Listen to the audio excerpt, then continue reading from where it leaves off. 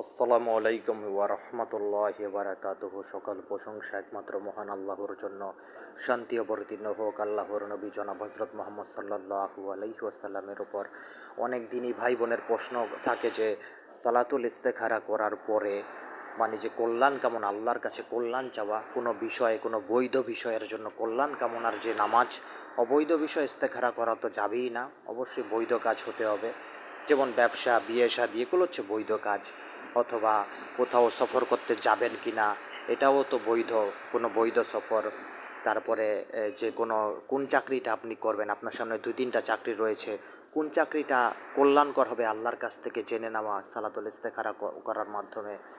তো সালাতুল ইস্তেখারা করার পর যদি কেউ স্বপ্নে না দেখেন, তারপরে মনও কোনো দিকে টানছে না, দ্বিধাগ্রস্ত অবস্থায় আছে, তো আপনাকে একটু একটু জলদি করে সিদ্ধান্ত নেওয়া লাগতেছে, যে ইমার্জেন্সি যে সিদ্ধান্তটা নেওয়াই লাগতেছে। তো আপনি কি করবেন?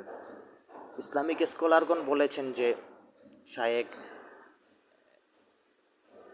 বেলাল উদ্দিন মাদানী হাফিজাউল্লাহ শায়েখ, ওনার ভিডিও রয়েছে এবং ইসলামিক স্কলাররা বলেছেন যে সালাতুল ইস্তেখারা করার পরে অবশ্যই সালাতুল ইস্তেখারাটা আপনাকে ফরজ নামাজ তো পড়তেই হবে, ফরজ নামাজ পড়ার পরে অতিরিক্ত যে কোনো 2 রাকাত সুন্নত বা নফল দিয়ে আপনি সালাতুল ইস্তেখারা করবেন। সালাতুল ইস্তেখারা করার পরে দোয়া পড়ার পরে আপনি দোয়া বাংলাতেও পড়তে পারেন, আরবি না পারলে অসুবিধা নেই।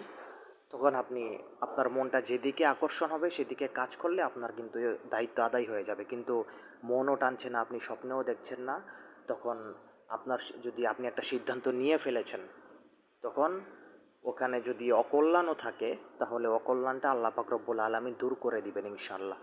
আপনি সালাতুল ইস্তেখারা করার পরে আপনি কোনো সিদ্ধান্ত নিতে কোনো দিকে মন ঝুঁকতেছে না, কিন্তু আপনি একটা সিদ্ধান্ত নেওয়া লাগতেছে জরুরি, আপনি নিয়ে ফেলেছেন।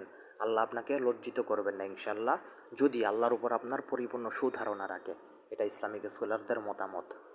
আর ইস্তেখারা করার পর স্বপ্নে দেখতেই হবে, এই বিষয়টা একদমই কিন্তু জরুরি নয়। যদি কেউ জরুরি মনে করে যে দেখবেই, তাহলে এটা হবে তার কুসংস্কার ধারণা। আল্লাহ পাক রব্বুল আলামিন আমাদের হেফাজত করুক। আসসালাম।